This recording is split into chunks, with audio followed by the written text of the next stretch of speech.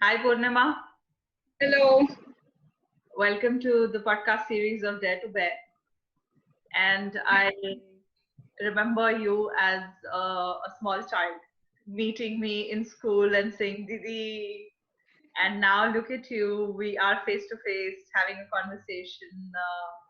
And it's a privilege to have you on the series because I wanted people to know your story. So, from that little girl to this young woman, what's the secret? How did you transform from the girl who was facing so many challenges to this girl who's ready to take the world on? So, thank you so much for your kind words. Really, thank you so much for having me here. And I really can't sum it up in one line that how did I reach here, because I think it was almost like a daily battle which I fought to be here where I am now. And on this journey, I think the challenges I faced were beyond what I could have imagined. Mm. So yes, that is something that I want to say here. But having a mentor in my life and having a very strong spiritual practice in my life has played the major key role for where I am today. Yeah.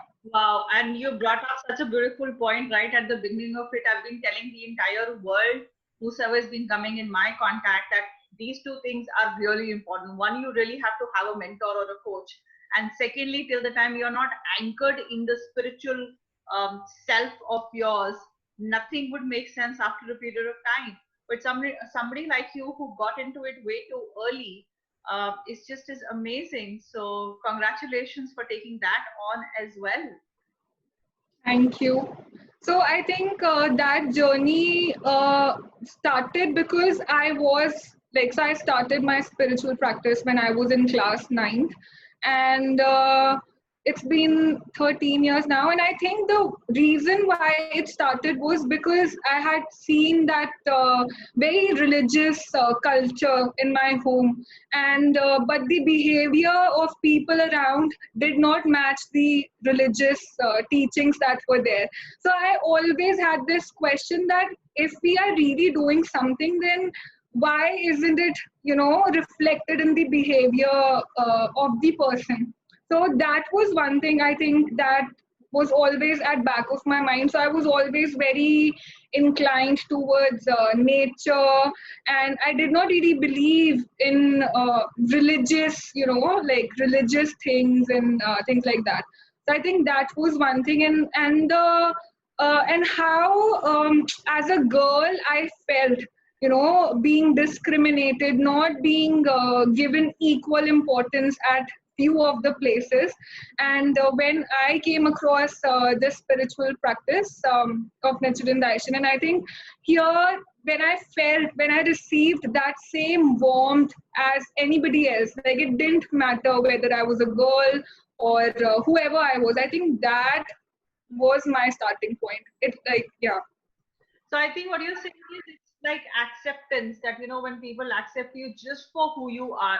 When I Yeah. read your post and I see your journey from India to Australia, back to India, that's what I see that, you really stand for who you are and taking the other person also as the person is and not making those tweaky changes that, okay, fine, let me tweak you here a little bit. And if you do this, then you become more acceptable or more loving towards me. Yeah. Where did you pick this up from? I think I picked this up after I was diagnosed with anxiety and depression, and my journey when I began that journey of healing myself. I think in during that journey, I really learned that it's not about becoming someone. Like it's not about learning to be someone. It's actually about unlearning a lot of things. It's actually about removing those conditioning that has been done over the years. Like I won't say for just my generation, but this conditioning has been happening for years, like in our culture. So, and I think also what really helped me was that I was in Australia that time, So I was not really part of my own culture. So it gave me an opportunity to see this culture conditioning from a very different perspective. Right. So I could see that what's happening. I became very aware, I would say, during that time of healing and battling with my depression and anxiety. So yeah, that happened there in Australia. And once I learned that, I think it just flowed. Yeah. So it's the distance, as we said, once you create that distance between where you are to where you go, you kind of see things from different angles and perspectives. So this bit of anxiety and depression, um, what do you think was the root cause of that? Because I somehow get a feel that when you will share that, a lot of people who are actually fighting with it but are not coming up will really get to the real reason for the anxiety or the depression in the first place. I believe that the root cause was definitely in my childhood. Uh, and because I was around, so it's a very true saying that you cannot heal because of the environment where you got sick. So I somehow believe in that quote. And so because I was still around those same people and I was in that same environment, and so I never got to know that I was having those issues. So having moved there for a while really helped me introspect and reach to that root cause of my childhood traumas. And yeah, so that's where that began. And was there a question of then forgiving those people around who kind of unconsciously but were responsible for the genesis of that trauma? Or did the question of forgiving not even come into the mind? Initially, I think it was very difficult to accept that this is a possibility. Like to accept that it is possible to hurt people who you actually love. So that idea was very difficult for me to embrace that, I think. But once I started embracing my own self, and once I started seeing my own self where I could be in a similar position of unconsciously hurting someone else, I think that's where I accepted that it's okay to forgive. Like, it's okay that adults can make mistake. It's okay that they didn't know what was happening to me that time. So yeah, so that was one thing that helped me, I think, in that forgiveness process. And I think coming back to the practice that I embrace, it talks about you being the happiness, you being the reason or cause for your own happiness and unhappiness. So from that perspective, I think when I added that sense of purpose to my struggles, that these struggles are for a reason in my life, then I started viewing it from a very different way. Like, not that somebody did this to me, but I am in this position because I have to encourage other people. Like, it was uh, no longer a point of others hurting me or what others did. I think it came back to my own self, that now what is it that I can do with it. My God, so you're talking about becoming, not becoming a victim, but becoming a survivor of what happened with you and then going on to empower other people about it, on it. And how does this play out in your life? Are you really conscious with your relationships so as to not hurt the people you love? What are the challenges that you face in spite of the spiritual practices? Uh, uh, so I think being that person who wants to really help, I can really jump into rescuing people.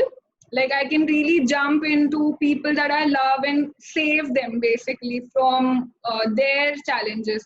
So the challenge that I face is to stop myself here and believe in the potential of other person, that they themselves too can overcome their challenges. They also have the power, and it's okay that everybody has their own pace, everybody has their own uniqueness to responding to challenges. So my role here is not to take away their power of overcoming their challenge, but to actually simply be that support where I am with them on their journey, but I'm not, leading their journey, or I'm not taking away their power. But this is a challenge. I think this is a very, very big challenge because of the intensity of love I have towards people around me.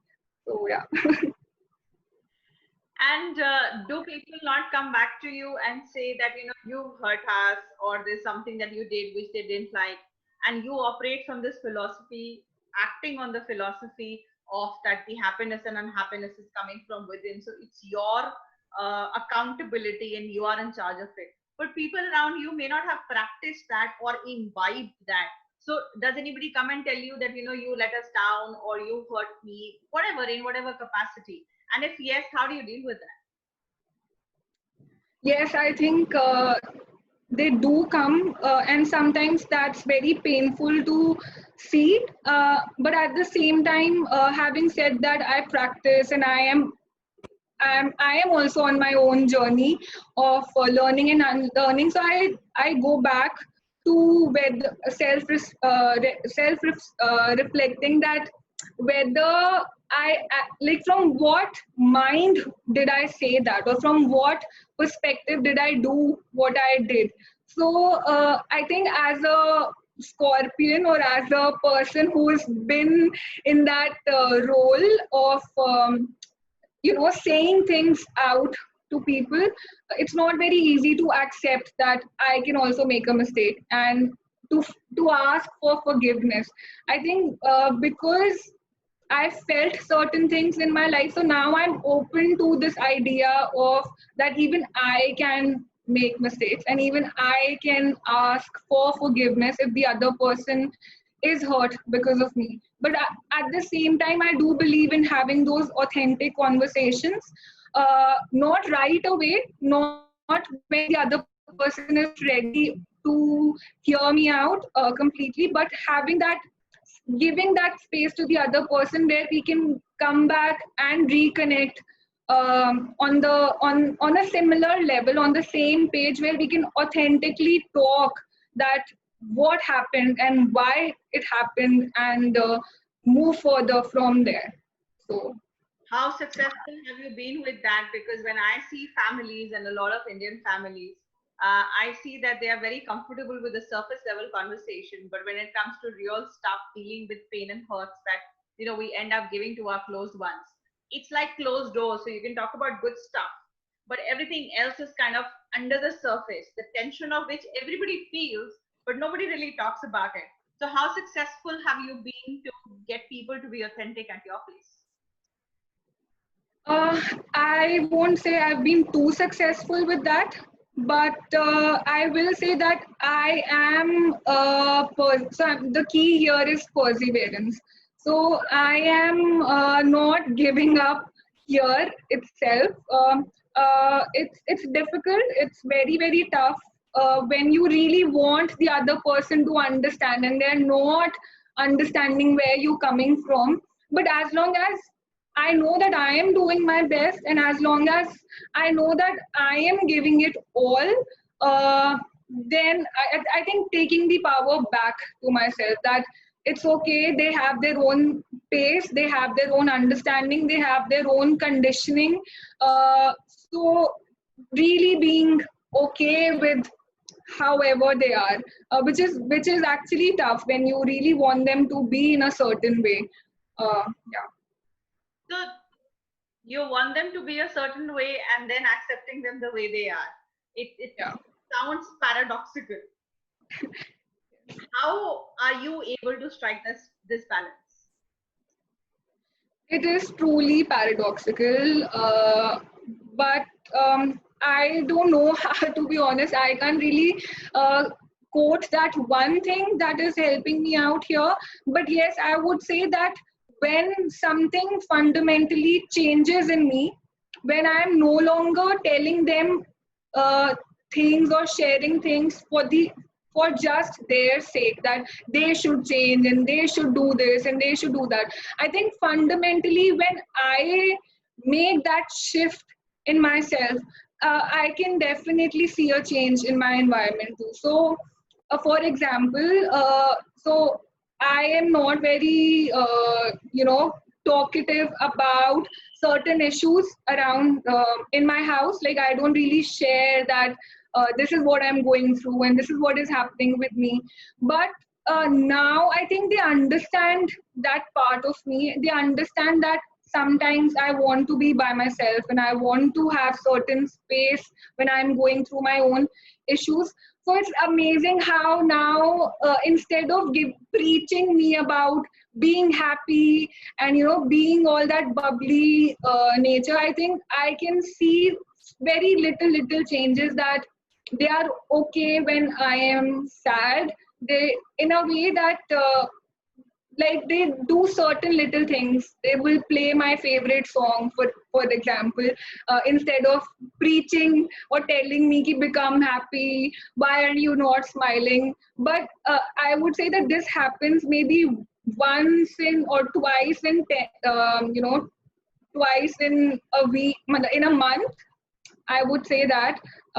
Yeah, but it's tough to be there. And but I think when I see those changes happening around my environment, it gives me that encouragement and motivation that they are also trying. Like they genuinely love me and they are trying their best. So I think that makes it a bit easy to not seeing that changes in my environment immediately.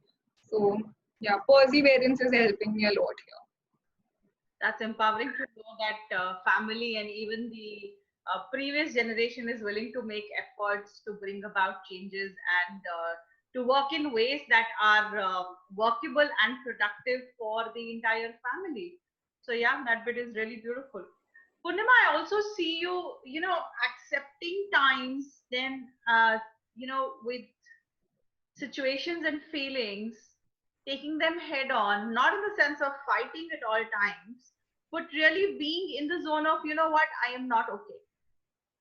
So we still live in the world globally wherein we are in denial for a lot of things, whether it's relationships, whether it's COVID, whether it's finances, whether it's health, what do we really want in life, whatever it may be. There's so many areas of our life that we don't want to look at. We just want to follow the path set by everybody else so that, I am not outcasted in that sense.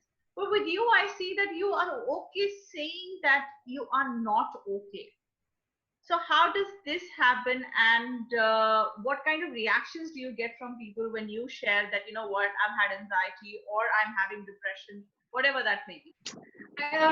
Here, I want to talk about how accepting my own self uh, of not being okay, like this journey of accepting myself not being okay has helped me. So initially, I think when I was diagnosed with anxiety and depression,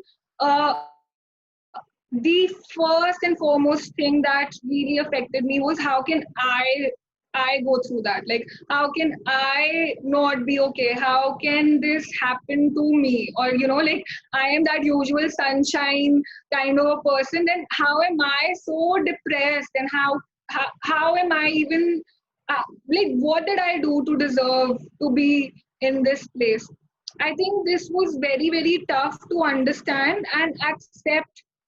It was a journey, so it is a process, and I still go through it. I still have those happy days, and then suddenly something would happen, and I will be back in that place of darkness, and and I would feel that, like, why did I have those happy days just to come back to that sadness, or just to come back to that dark place. But I think now that it's been over 3 years battle, and now that somewhere that acceptance in myself has come, that it's okay that I am feeling this way. It's okay, I am also a human being. So I think really understanding that I am also a human. I also have a variety of emotions, and it just makes me more human to be able to go through that.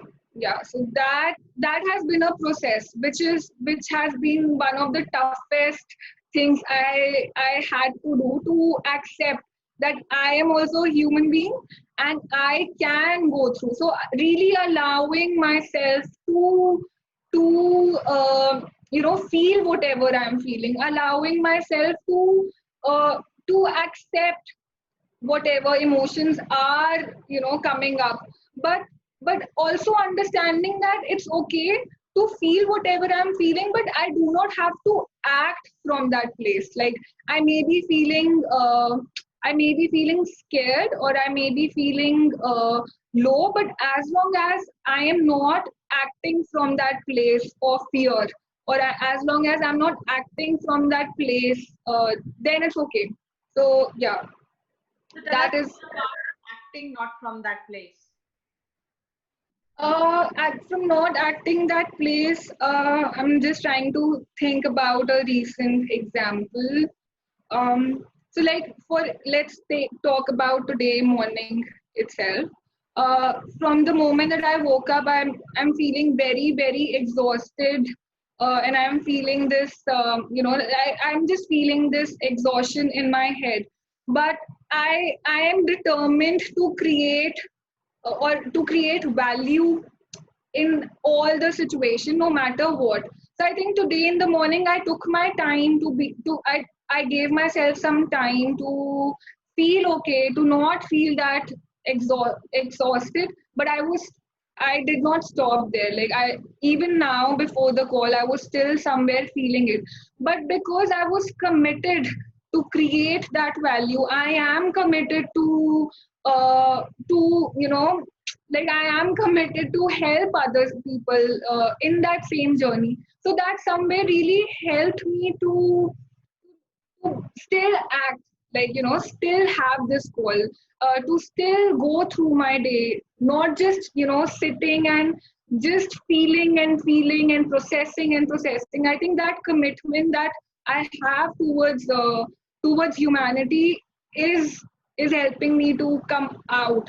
I can feel, I still feel exhausted, but I am okay to feel it, and I'm okay to work along with it. So that's what I mean about not acting from that place. Your conversation of commitment and purpose reminds me of Viktor Frankl's work of Man's Search for Meaning, that how people would do anything to have a purpose, and once they can figure out a meaning for a suffering or even for a contribution, they are ready to go on and on. So this is what you are demonstrating as an example to all of us. Wonderful. Purnima, you mentioned a while ago about ninth class, wherein you said that you used to look at people and wonder why are they talking one thing and not doing that or doing the other thing. This is what happens, right? When you grow up as a child, you may wonder, as a teenager, you may have questions, but as soon as people get into the routine of being educated, looking for a job, then marriage, then children, and as they get onto that track, all these conversations kind of take a back seat. When I talk to people about all of these things, they tell me, "What are you saying? Who has a time for all of that?" And I'm like, "Aren't these the fundamental stuff? I mean, you don't have time for it, then what are you doing in life? Aren't you too spread out?" So, how did you take it with you, and you still have that plant now sprouted, carrying with you, saying that there has to be a congruence between what you say and how you act, look for a purpose and be committed to it, and how can you hurt somebody when you love that person? So how are you carrying these things till date with yourself? Sorry, I missed the first part of the question about ninth class. Yeah. Can you just? Yes. So I'm saying that you said in ninth class that I used to look at people and I used to feel that how can they say one thing and do another? Yeah. Now, as we grow up, we tend to forget this. But Yeah. you had it in your system and you are living from that. So how are you taking all of these things along? How am I taking these things along? Um, I think so. I'll just share this thing, which I it's a very small story which I go back to. So often, in India, or it's very common in our culture when a child falls down, you tell that child that it's gonna help you grow up. It's gonna help you become stronger. That like it's good for you. We always comfort that child with the sense of purpose adding to their struggles, right? And that's when you see that the child gets up quickly, and he might be crying for a while, and then he gets back, and he gets back to his own world. So I think that sense of I could identify that when that sense of purpose is added to these struggles, it it not only empowers you to keep going, but it also adds value to others' life. I think I would say I was fortunate enough, or I was aware enough that I could sense this or understand this perspective. So I think, yeah, so that having understood that bit of having that sense of purpose is what is keeping me going with all these things around me. I don't know if I'm able to justify the question that you asked here. And did you have a sense of purpose straight from a teenagehood, or did it develop with your anxiety and depression? I would say I had that as a kid somewhere. Like, yeah, I when I go back, so my memories are very, very strong since I was like 2 or 3 years old. I don't know why and how it is, but this was one question that always somewhere disturbed me, that why do I have to remember so many things? And so coming back to that anxiety depression phase where I understood the impact of all those things, and then attaching that sense of purpose after a while to that helped. But I think, yes, definitely as a child, or as a kid, or as a teenager, somewhere I had that in me, that I want to do something, like I want to create difference. I don't know what it was, but there was something inside me that always told me that I have to do something, like it has to be, I want to contribute to the world. I don't know in what way or in what sense, but I want to do it. So maybe it was my sensitivity towards my friends that were around me that time, or the fact that I changed my schools like couple of times, and I was exposed to a lot of different people, a lot of different culture for that matter. So that sensitivity really held on to me. Because I was so sensitive as a person, it helped me understand like a lot of things. Okay. And before we went on the recording bit, we were talking about how your friend says that, from dental to mental. And I quite like that, you are a doctor in dental surgery, and now you're into public health. So tell us something about that.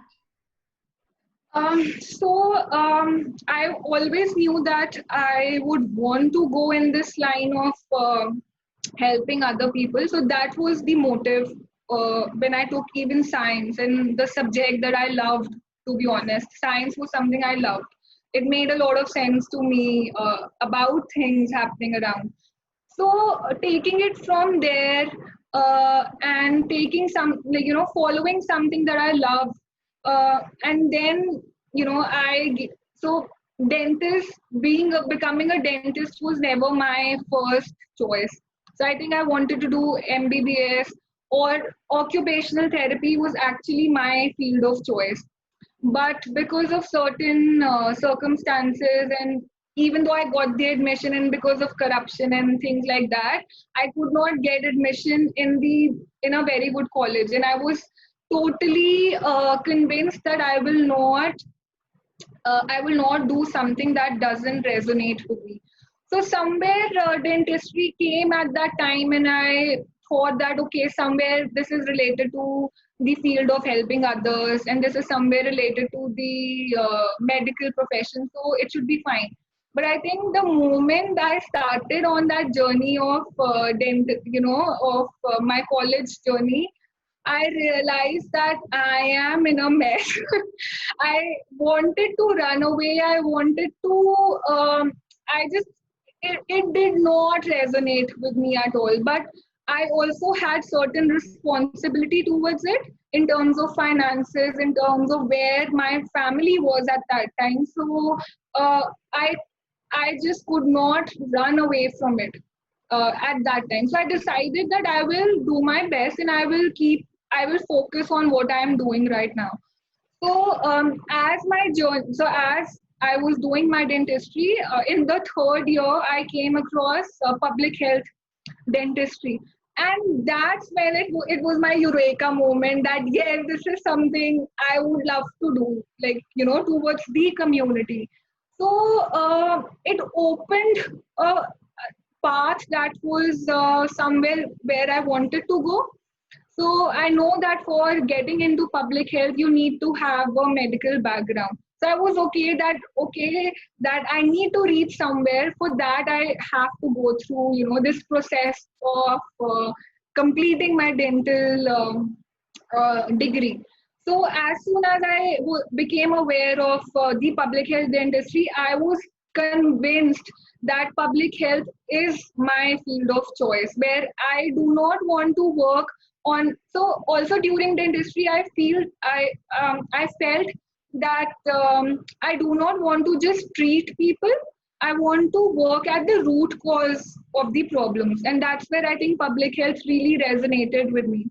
And while I was in my final year and while I was doing my internship, so I was looking at a lot of options for my masters, and almost everybody in my environment was against me doing public health.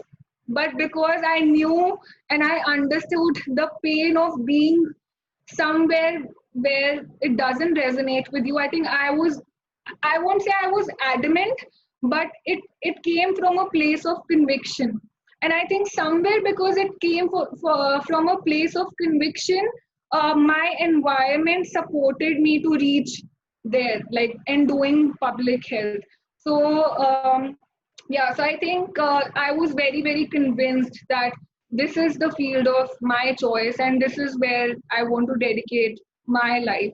And during that journey of public health, I was diagnosed with anxiety and depression, where it further, narrowed my field of choice to working in public health sector in along with mental health. Like, in the field of mental health, I want to take it to the masses. I want to take it to public, that help them become aware of what mental health is, helping them become aware that it actually is a thing, like mental illness is actually a thing.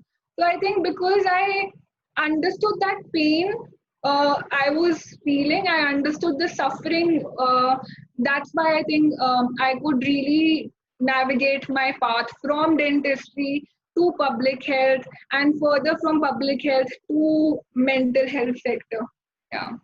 And how is it been to work with the WHO as a part of the project there in Australia, and now to work with the ministry here in mental health? It has been a wonderful journey. Now that I look back, I think I'm able to connect those dots, and I'm able to connect that wherever I was, I learned a lot. Like I'm a very seeking person in terms of learning things.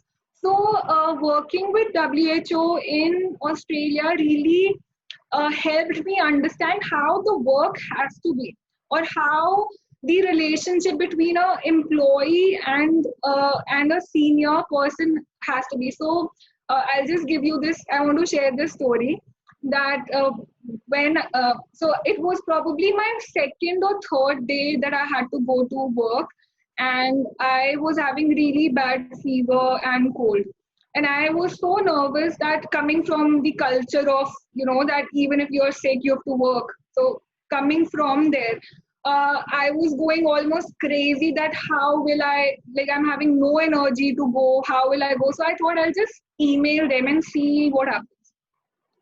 So I wrote them an email that I'm sick and I'm not feeling okay. And I got the most wonderful reply that please take care of yourself.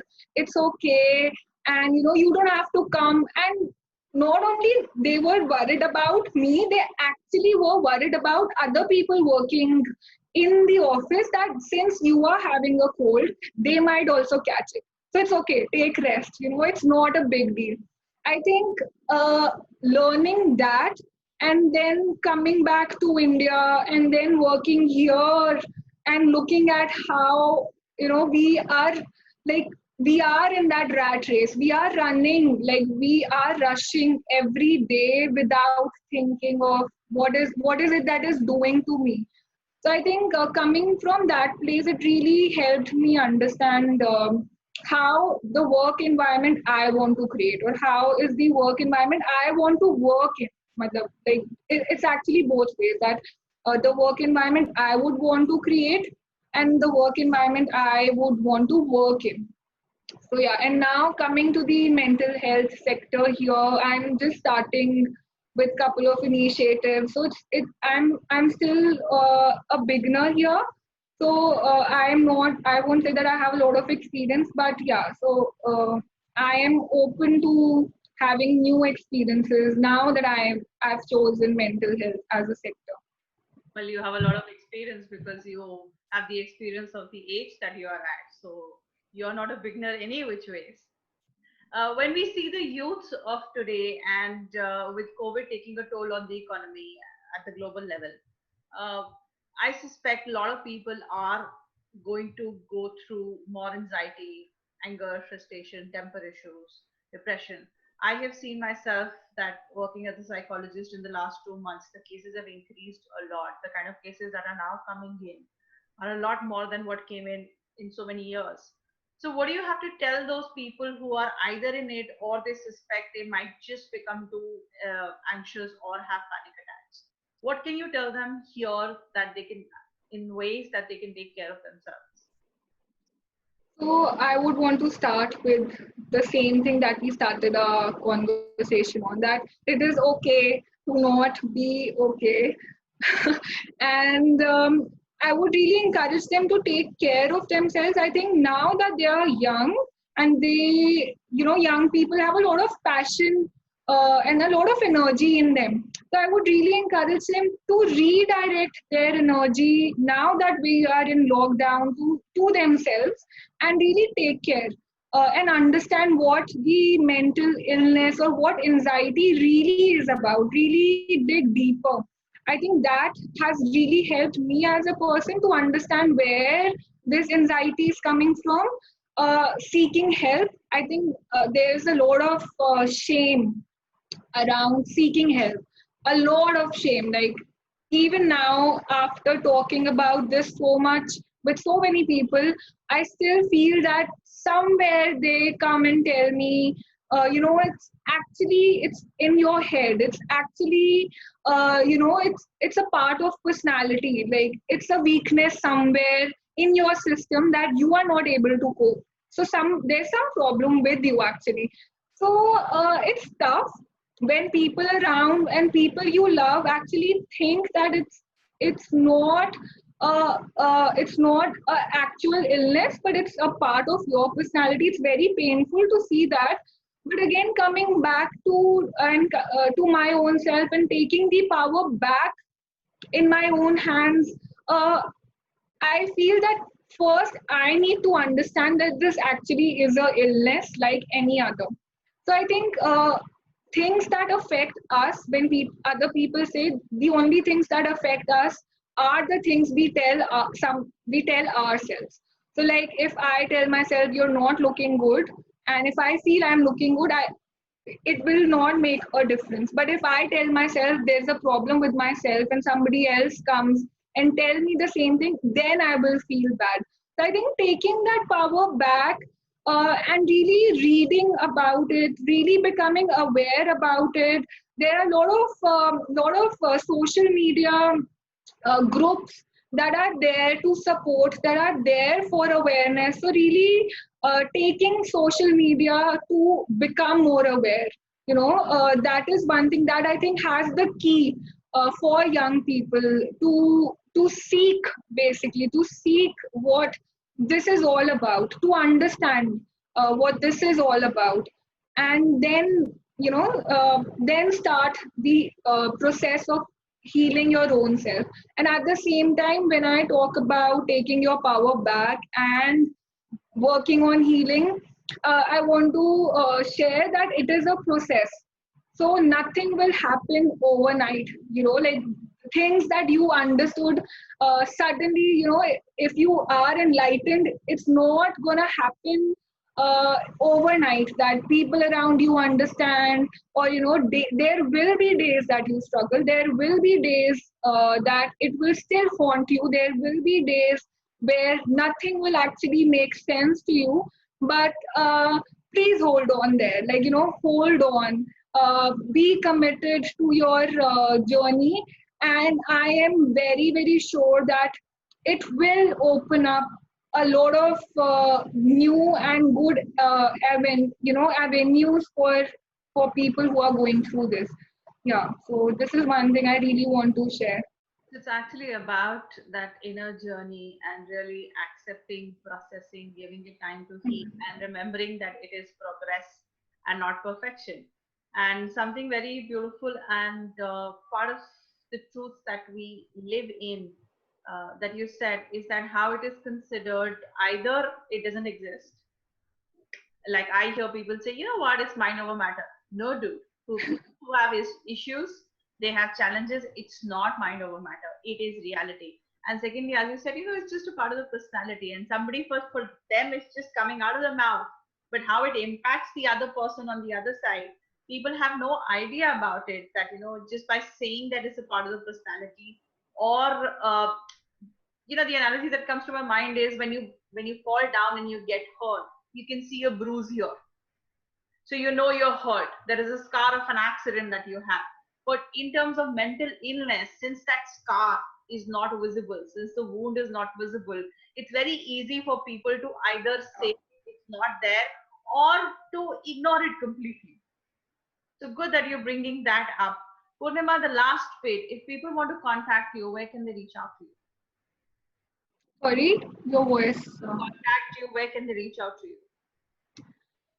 So they can reach out to me on Facebook. I'm very active there, and I am very open to having those authentic conversations almost anywhere and everywhere. So I'm open to having these Zoom meetings. I'm open now that we are in lockdown, but maybe after things get okay, I'm open to meeting them over coffees and having discussion about it. And you can share my number with them if somebody wants to really connect, and I'm all there to be that support and to be open to their journey, to their challenges, and help them see the light in their own life. So yeah, so I am available. Just contact me through just, and contact me on Facebook. I am still trying to work around my Instagram pages and things, but yeah. So as soon as I have that, I will share that with you. And what's the account name on Facebook? Just spell that out. So it's Purnima Sharma, and ID would be, I think, purnimasharma.1011. Okay. Thank you, Purnima. It was lovely chatting up with you. And I really love the zeal, zest, and the passion that you have to make a difference. And I know this girl's going to go really big, far and wide. Thank you so much. It was wonderful to have this conversation with you. Thank you so much. Thank you. God bless you.